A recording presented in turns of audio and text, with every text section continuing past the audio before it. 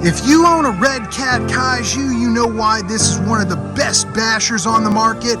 Stay tuned, guys. We're about to show you how to make this monster 10 foot tall and bulletproof. Get those wonderful toys. Guys, this is a special video. We just crossed over 50,000 views. Can you believe it? We just started this journey less than 6 months ago, and we aimed to bring you the most entertaining quality content in the RC hobby that we could bring, and hopefully we're fulfilling that. At least we've got a couple people watching, so you guys must feel the same way. So I just wanted to tell you guys thank you from the bottom of my heart. You guys could pick any RC channel to watch, and you guys are watching Radioactive RC Ranch. I can't tell you how humbled I am. I can't tell you how much motivation this gives me to keep going. It's because of you guys that this channel is growing. So thank you so much for everything that you're doing. All it takes is just a little bit of support to get these little channels off the ground. And wow, look at the content that you get. We're having so many good times on this channel, guys.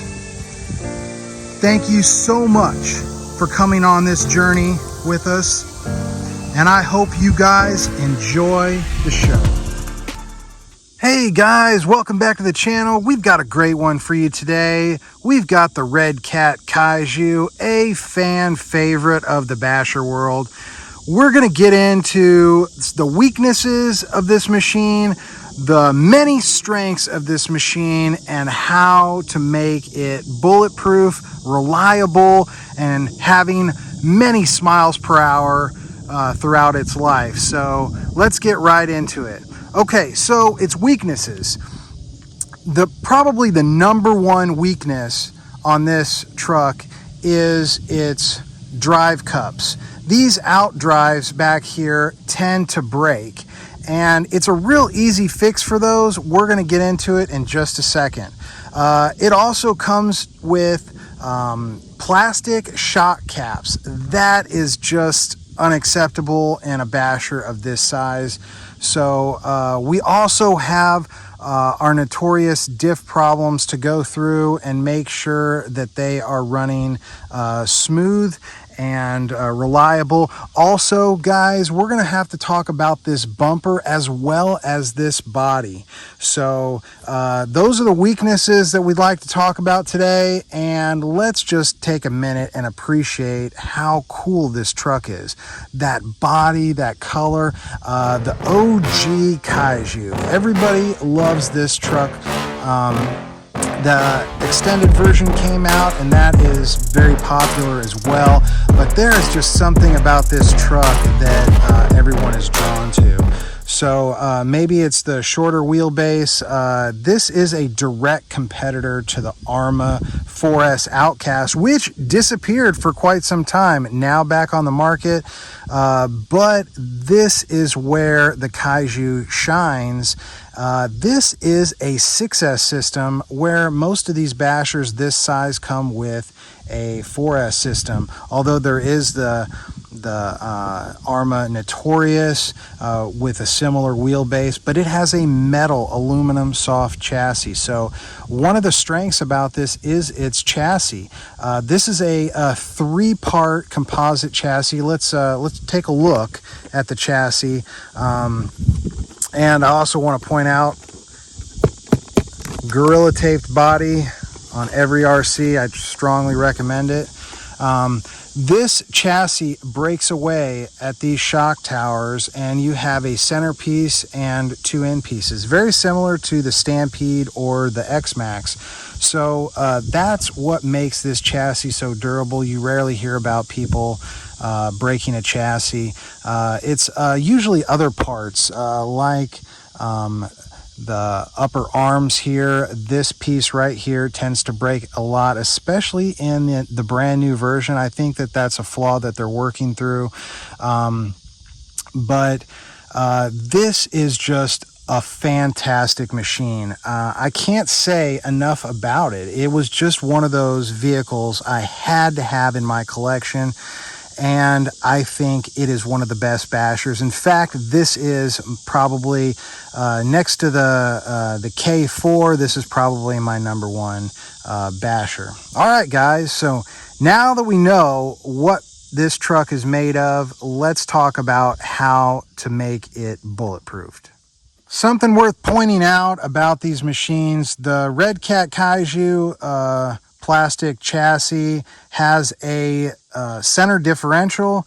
The Traxxas Max has a plastic chassis and has a direct drive system similar to the X-Max, and the Arma Outcast has a 4S slipper clutch and a composite plastic chassis as well. So those are all worth pointing out. I guess it's up to you what drivetrain does the best for you under the conditions in which you drive in. Personally, I think the differential is probably the best basher setup. I think the slipper clutch, you end up breaking a lot of those, and I think the direct drive just puts a lot of pressure on that motor and those differentials. So, all right, let's get into it. That brings us to my biggest problem, and probably the first problem that I ran into out of the box. Guys, I go through all of my differentials when I buy an RC. This KAIJU came and still comes with a plastic spur gear, and that's just unacceptable for me. I don't want to have a weak link in my drivetrain. I know there's something to be said for having that weak link. That's not where I want it. If anyone's dug out a spur gear out of the KAIJU, it's a lot of work. So you're not saving yourself any trouble there.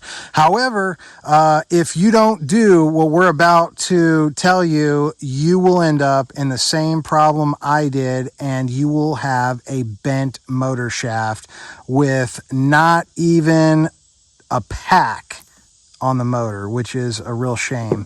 But it is a problem that Redcat acknowledges, and they made good on and fixed. So I want to make sure that you guys don't run into that problem if and when you guys ever decide to upgrade that plastic spur gear to a metal spur gear. So we have already removed our shield right here to make it easy, and you can see the pinion and spur gear in there. Everything is set very nicely, and it's set very nicely because Redcat put, let's see if I can show you this, Redcat put a little hole. I don't know if you can see that little hole in the motor mount right there. You can see that I don't have a screw in that hole. It is bare, and I'll tell you why. That is actually set up for the owner's convenience, so you can set your pinion and spur gear mesh just perfectly. However, if you decide to leave that bolt in there, the minute you hit a hard jump and you land on it wrong, anything, a curb, a pipe at a skate park, anything hits right here, all that force will be driven up through that spur gear and center differential, and it has two choices. It will either bend this soft motor shaft, or it will bend this hard screw that is in over on this motor mount. And unfortunately, the soft metal that your brushless motor shaft is made out of, that will lose. And I know that you can't see it from this this video, but this shaft is slightly bent, and that is why Redcat ended up sending me a brand new motor, which great customer service on their part. I give Redcat a big thumbs up on that. They made good on it, and I had my motor in I think less than 2 weeks time. So all you have to do, guys, is set your pinion mesh to the factory and then remove that bolt. And as long as that bolt is out, what will happen is when you hit that bump, the motor mount will give right here and your pinion mesh will come undone, but you will save your motor. So that is some of the best advice that I can give the Redcat KAIJU owners. All right, guys, we are off to our next issue, and that is the pinions. So this motor mount, because of the way it is, it has a very small opening right there, and because of the way it's configured, you can only get this type of elongated pinion in there. And if you notice, the splices have to go all the way back. It's not like other pinions. What happens is your grub screw will get caught on that spur gear, or it will not fit this motor mount. So Redcat was clever in the fact that they limited you to the pinions that you can have. However, this is a factory 10 tooth. This is the part number for the 11 tooth. I think this is out of stock a lot, but this is the 11 tooth pinion. We are going to be trying this on a future video. I'm really excited about it. All right, guys, moving right along. So that is why you have got to use either the Redcat pinions or the stock pinions. So, all right, guys, moving on to probably the most common problem on the original KAIJU, these drive cups. These are notorious for breaking apart. I believe they make a hardened drive cup. I'm not sure if it's a Redcat or if it's an aftermarket. However, most everybody uses a bearing kit to slide over that drive cup and keep it all intact. Something that is just the perfect size. I'm sure one of you guys has that bearing part number. Maybe put it down in the comments. I haven't had this problem yet, but I guess it's a lot in how you drive your machine. I must not give this the bashing that it deserves. So, but I won't take credit for that. I'm sure there's a lot of people out there that have pioneered which bearing works the best, and go ahead and take a look at their videos and give them a like and subscribe, because I know how hard it is to research and develop problems and solutions and fixes for these RCs. So kudos to whoever came up with the bearing fix on those drive cups. All right, guys, moving on to our next issue. We have a giant motor in this KAIJU, and it's always a challenge keeping it running cool. We've got a heat sink in here, and it's not just enough to have fans blowing on the motor. This fan setup, we actually have this fan sucking cold air down against the motor and cooling that heat sink, and this fan over here is actually exhausting it. And we can use a little bit of water vapor to demonstrate air going in to this fan and exiting right here and out the side, so you get that heat away from your components. Future video, we're going to show how to set up your fan systems in the most efficient way, so you don't have to run an extra 3S battery, complicating things and adding weight. So that takes care of that issue. We have got the steering servo is one of the big pluses. It's got a great steering servo in here. However, it's got a plastic steering servo horn. And you can see that we've got that replaced with a metal one right there, and haven't had any problems since. So you can also see that we have got the aluminum shock caps. That is a really big weak point. You will just blow those plastic shock caps right off. So I strongly recommend getting these shock caps. They are sold by Redcat. This wheelie bar is absolutely excellent. I wish some of my other RCs had as good of a wheelie bar as this guy does right here. And I also recommend, guys, getting the sway bars. I think that'll help control this monster quite a bit. So we also have our issue with our bumper. This is actually the T-bone bumper. I've got to secure these lights in here just a little bit better. Looks like they came out on the last bash session. However, the factory bumper is just too lightweight and you will end up breaking it several times over. I strongly recommend T-bone. I really like their products, and really for the Kaiju, that is all that you need. And it really makes a difference. You can see how robust it is in there. That is all the T-bone product right there.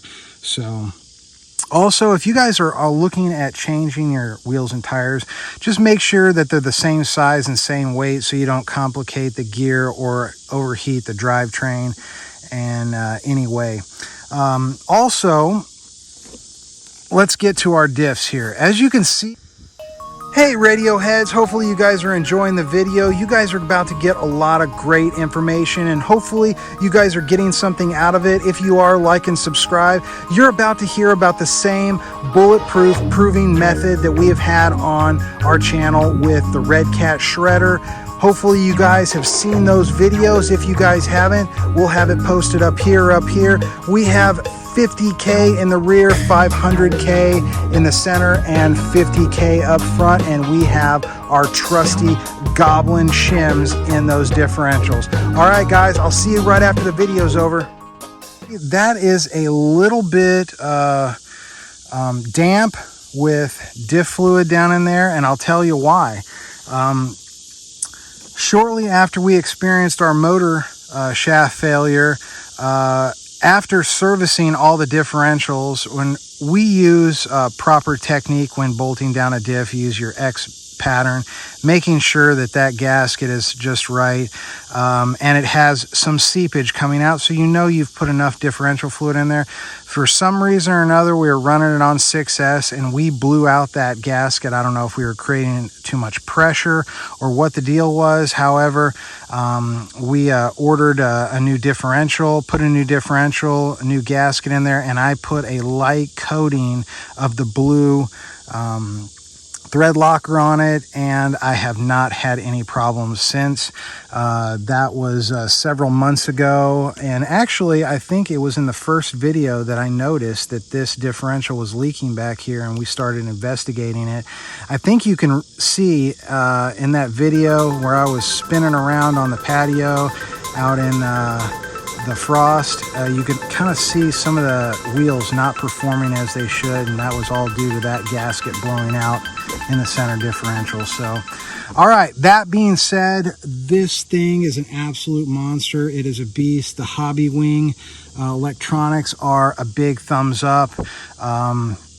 Something that everyone should be aware of, and I'm not sure if it's just with this particular body or I guess it's with just about any RC body, but as you can see, I Gorilla tape my bodies and they sound much different. I took this one a step further because I do occasionally bash this on concrete, and if you guys are interested, I can do a video showing you guys how this was done, but this is just 1-inch automotive tubing, and we've put it on all the corners, all the edges that seem to be scraped up. This body is very, very thin, so I think this helps out a lot. I have not had any other problems with this body once we have made that upgrade, and I think it actually looks kind of cool too. Makes it look pretty rugged, but this body will now take quite a beating. So all right, guys, that is it. That is all there is to bulletproofing the Redcat KAIJU. This is one heck of a machine, and if you guys follow these tips and tricks, I promise you guys will have less shop time and many more miles per hour out of your Redcat KAIJU. All right, guys, until the next time, Radioheads, grip it and rip it, and we will see you guys on the next one.